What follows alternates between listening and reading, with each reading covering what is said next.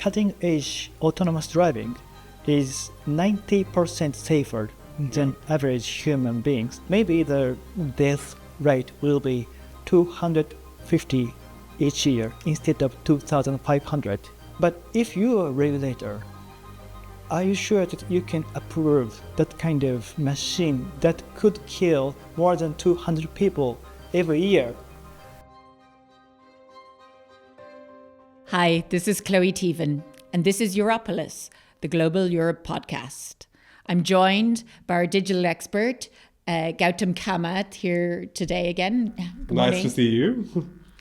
Gautam, you spoke with Hiroki Habuka, the senior Japanese AI expert, about how Japan is approaching AI regulation, about some of the differences and the similarities and the points for learning between the EU and Japan.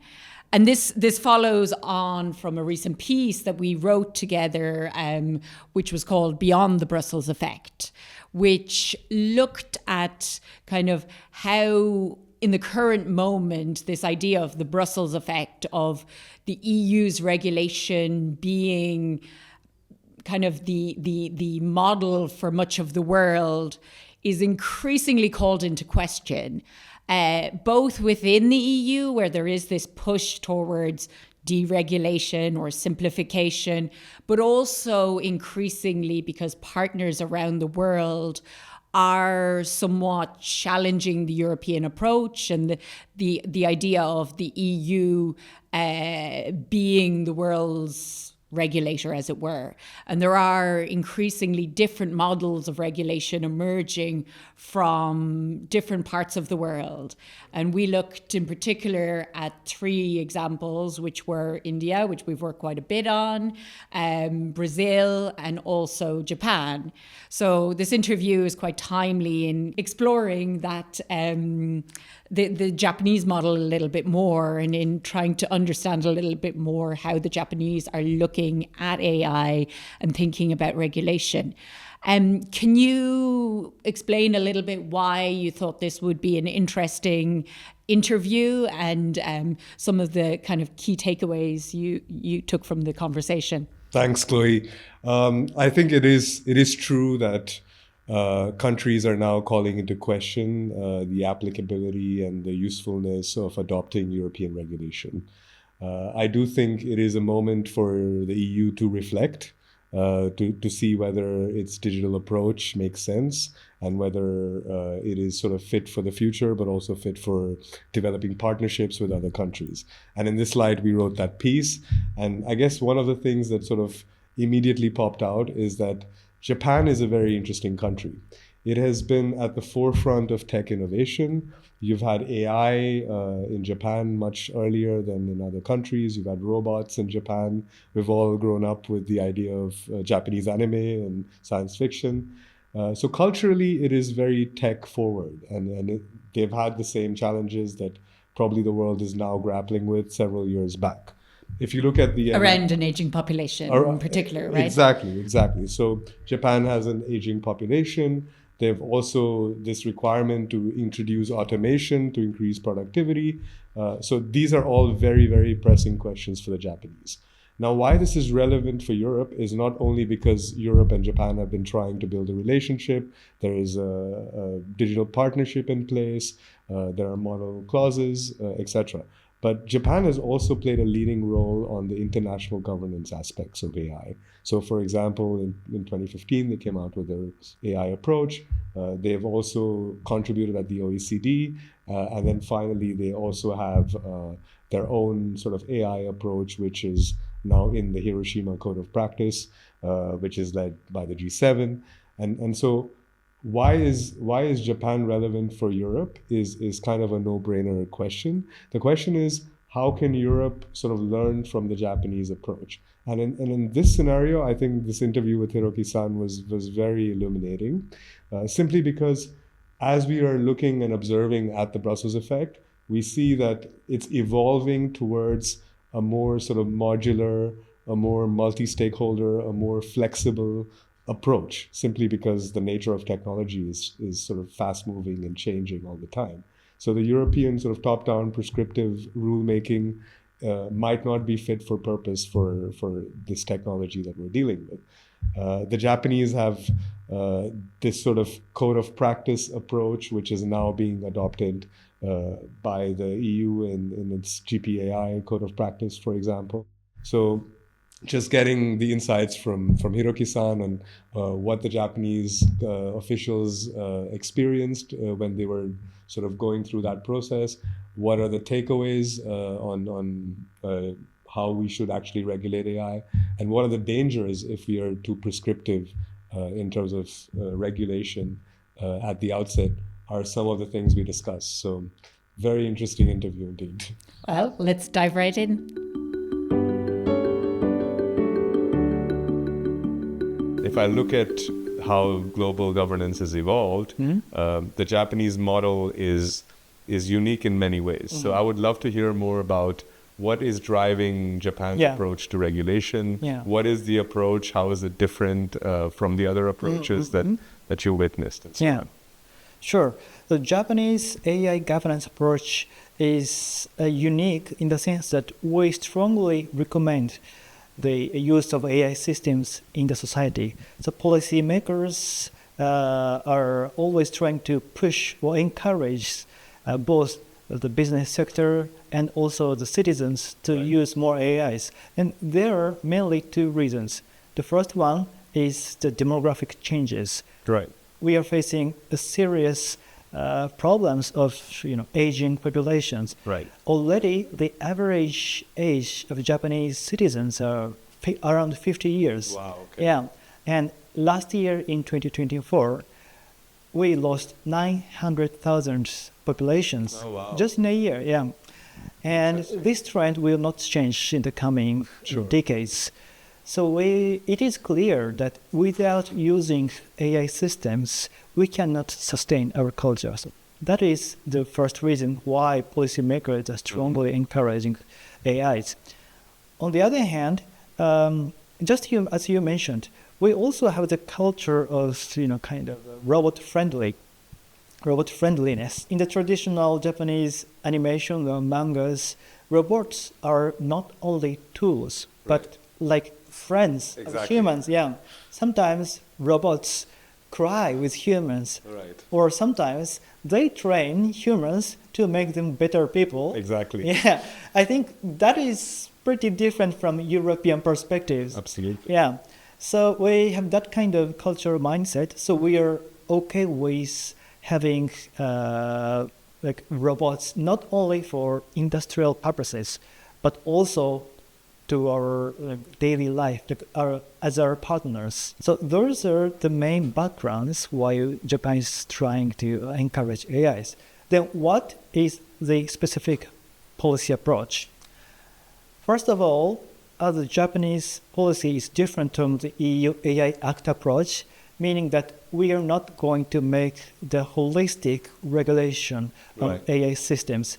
Instead, Japan is trying to leverage the existing regulations and laws because most of the so-called AI risks are already covered under the existing regulation. And the second approach is the agile and multi-stakeholder.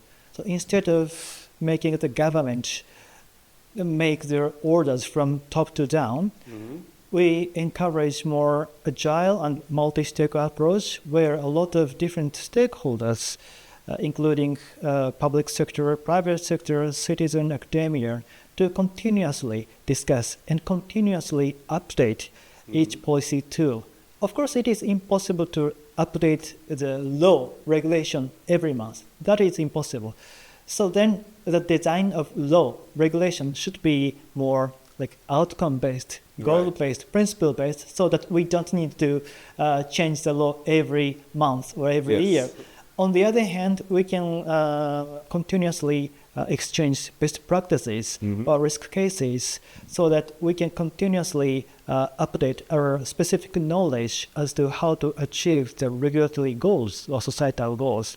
And each stakeholder, not only the public sectors, but also private sectors, such as research institutions, business users, or citizens, they are encouraged encouraged to develop or make use of AI systems or improve literacy to get more benefits from the new innovation. It sounds like a very rational approach for, Yeah. for technology that is changing all the time. Yeah, and yeah. moving. I was just curious to sort of understand a bit more about this agile governance model that you mentioned. That's a great question.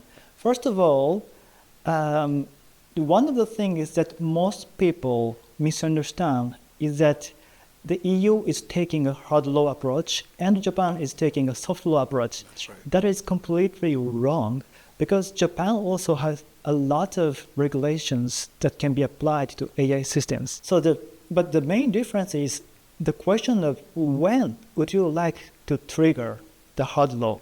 Mm-hmm. The traditional regulation mindset is that if you violate a specific clause, like if you don't conduct the specific requirement provided under the regulation, then you will be sanctioned. But the problem here is that now, for policymakers, it is impossible to give know. you, in advance, give you what specific conduct you should do or you should not do to prevent severe damage to the society.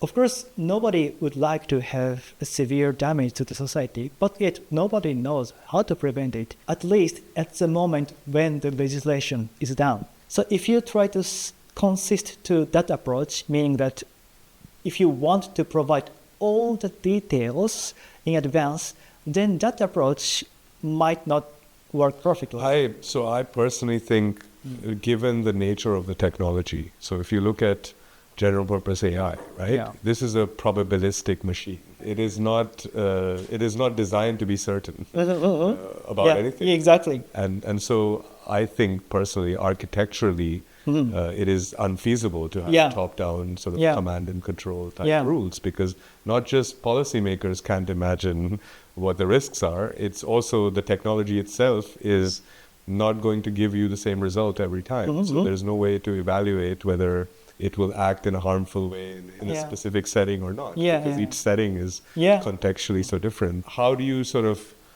or rather, who in the architecture sits and thinks about these future-oriented risks? How does this architecture of agile governance feed into the development of new policy? Okay, so as I mentioned previously, the regulation cannot provide the details anymore. So regulation should be more outcome-based, goal-based, or principle-based. And also, it is important that to clarify the acceptable risk levels under the regulation, instead of always requiring perfect safety. Correct. Yeah.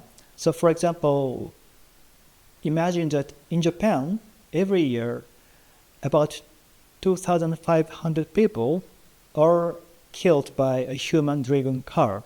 And according to the experiments, the frontier, cutting-edge autonomous driving is 90% safer than average human beings, average human drivers. So in that sense, if we replace all cars into autonomous cars in Japan, maybe the death rate will be 250 each year instead of 2,500. Makes sense. Yeah, and almost everybody would believe that it is a great thing. Sure. Yeah, but if you are a regulator, are you sure that you can approve that kind of machine that could kill more than 200 people every year? It is not the traditional regulator's mindset. If this machine has a possibility of killing even a single person, then you should regard it as a risky machine, and you should make it under very controlled. Controlled, exactly. But this approach will not necessarily work for the AI systems. First of all, in total, in a macro perspective, it is more beneficial than the costly to the society, because it reduces the accidents dramatically. So then what we need is not asking 100% safety for the machine, but to clarify what kind of risk levels are accepted, even though it is not 100% safety. And that is where we need a multi-stakeholder approach. Sure. Because, I don't know whether 250 is a big number or a small number, Yes. or I don't know if the machine safety should be exactly the same as a human safety. Right. So, and it depends on the cultural acceptance of robots, or maybe the social situation, Or the task that it is doing, and Yeah, the exactly. level of risk tolerance you have for that. Exactly, task, right? yeah. So, And that kind of risk tolerance should be defined by multi-stakeholders instead of the government, who are Yes. leading a few number of leading companies. So that is why in the Japanese white paper on agile governance, the multi-stakeholder process is a key, and it is for regulations as well. And then how to achieve, so after defining certain risk levels, how to achieve that risk level should be up to each industry or like system or service providers, because they are the exact party that understands the risk of their services. Yes. Yeah, and they have the best information. So instead of providing details in regulations, we let industries to try and achieve the regulatory goals.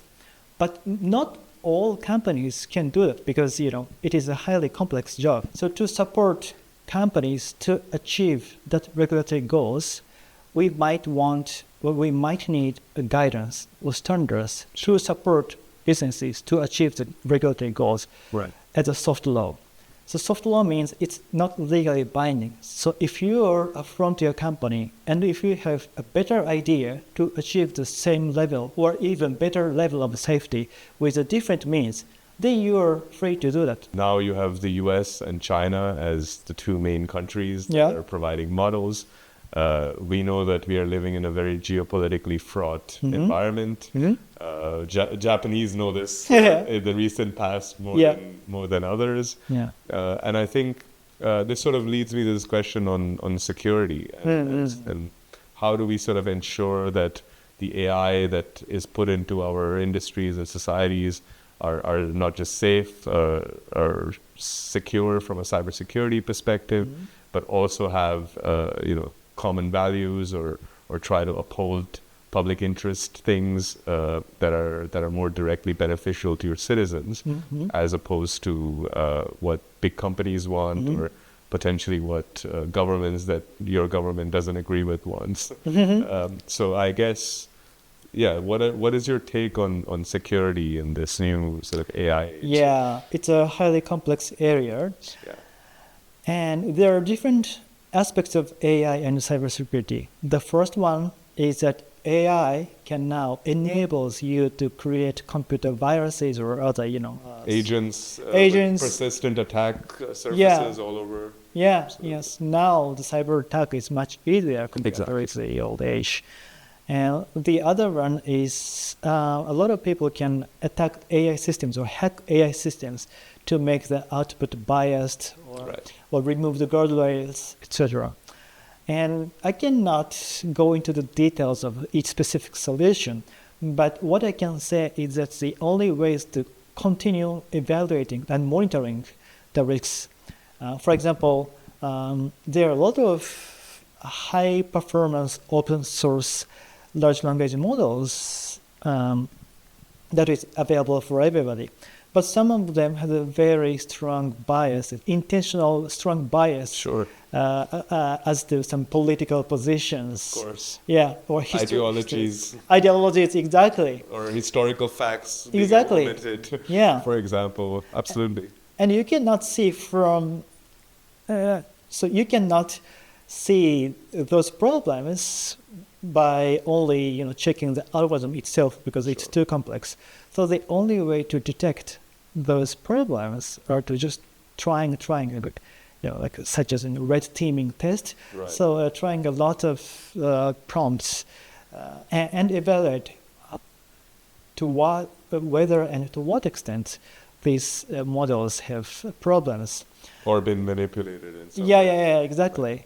And this kind of evaluation could be done, of course, by private parties, but also it could be more useful if the check is done by the public authority, because in the end, the information, like risk information, can be shared by everybody. Yeah. Of course, there is a risk that, if the public authority says this is biased, I don't like it.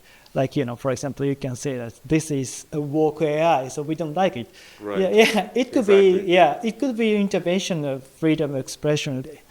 But still, it could be used for the society if the independent third party will conduct a security check and share the information to the society so that people can know about the risk of each model, at least for the often referred famous or popular models. I guess this comes to a more a broader issue, Yeah. which is this issue of market power and issue of control and let's say sovereignty. Yeah. This is a very popular word now in Yeah. Brussels, and I guess the geopolitical environment is one of the reasons why it is gaining in popularity. Another reason is that people have realized, or policymakers have realized, that this technology is fundamental. Yeah. And it is at the level of the internet or electricity or fire, as opposed to, just having an incremental innovation, let's say. And so I guess countries all over the world are a bit scared about AI from this perspective. Like, do we invest in some of these companies and then buy their products and have AI in our stack and in our digital infrastructures, to the point that not only are there cybersecurity risks, but there's also risks of dependence on these companies that are either from US or from China. So I was wondering what your take is on this idea of sovereignty. Can we have sovereignty in AI? Which parts of the AI stack should we worry about? Is Japan thinking about this issue, and how are they sort of mitigating? Yeah. So there might be like hundreds of definitions, or even thousands of definitions as to AI sovereignty or digital sovereignty. Yes. Basic idea is that each nation wants to control their digital cyberspace by itself. Then how to do that is a question, and there are like a lot of different layers, like AI stack. Starting from the data and hardware, such as data center and chips, or maybe electricity, and also the model layer or service layer.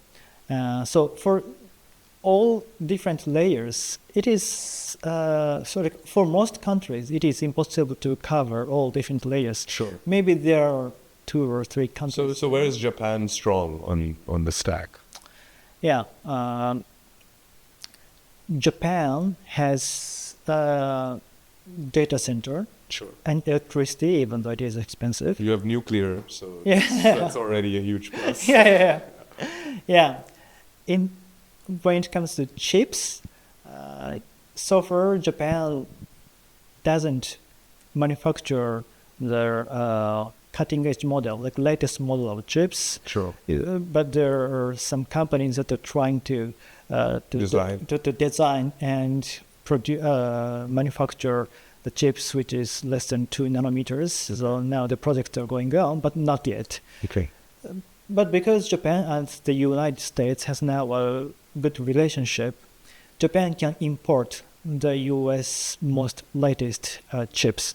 H100s. Yeah. And when it comes to data, in addition to our citizens' own data, Japan also has a lot of robotics data or industrial data, because Japan has been one of the most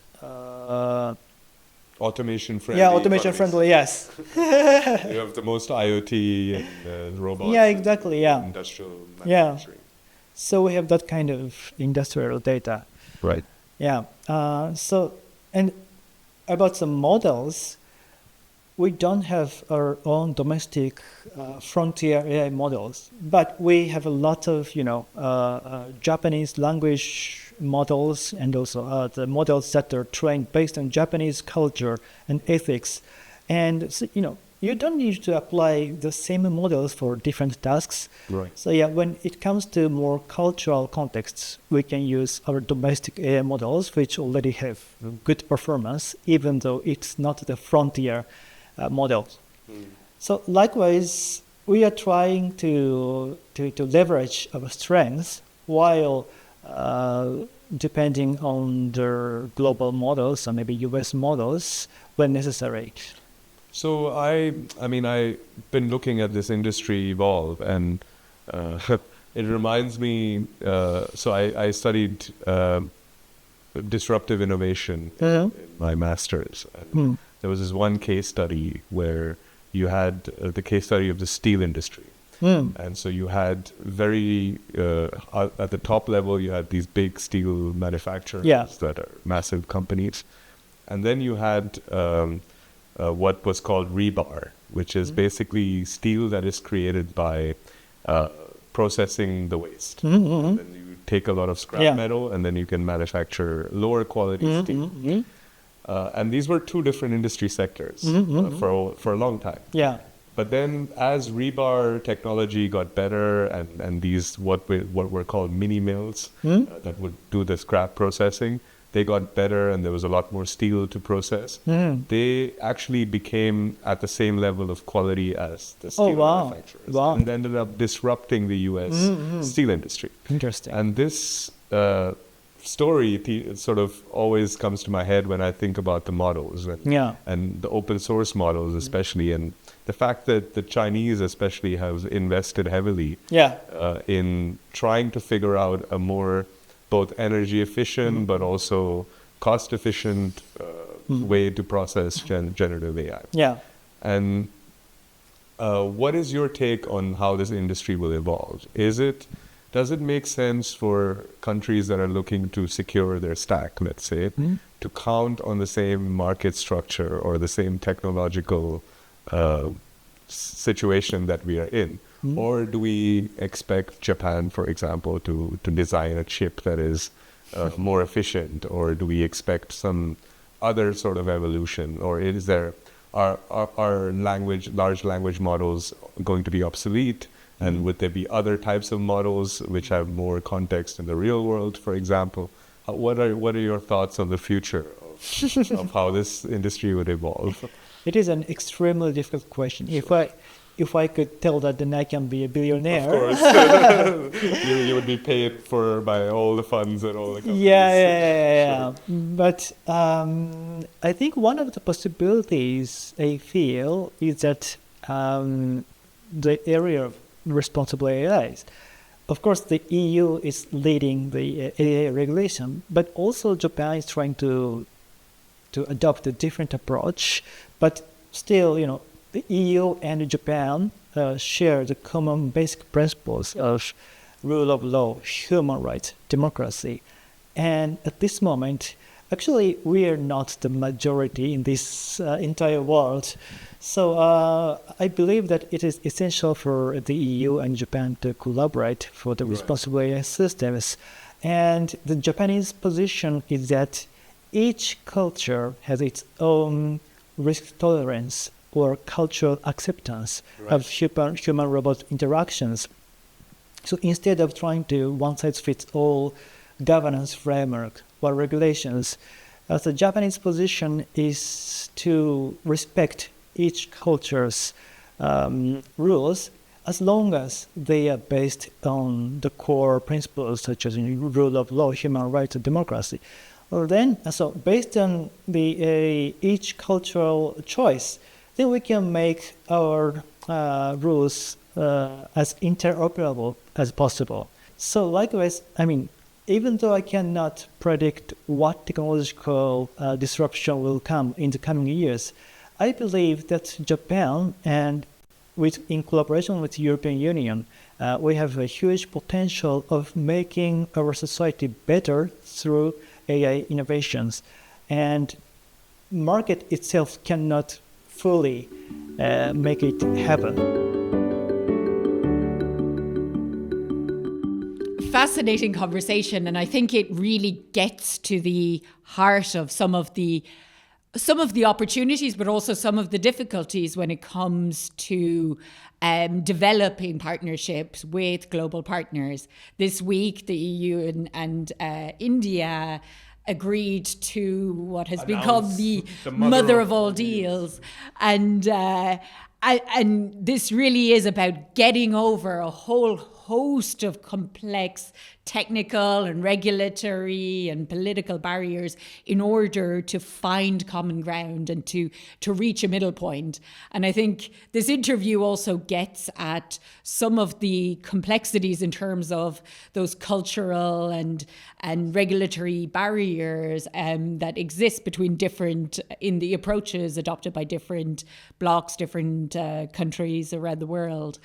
Yeah, so I think this is a great point. This interview sort of surfaces this tension between harmonization, where you need to have interoperable global rules, and the cultural context or the economic context or the specific context of that country. And I think how the Brussels effect is evolving is very interesting, because it will not only have an impact on how Europe looks at digital within Europe, but also how they engage with their international partners. And so the Japanese approach has a lot of positives, which Europe can sort of adopt. The fact that it's agile, it's based on agile governance, the fact that it's modular, it can work on specific areas and sectors, etc.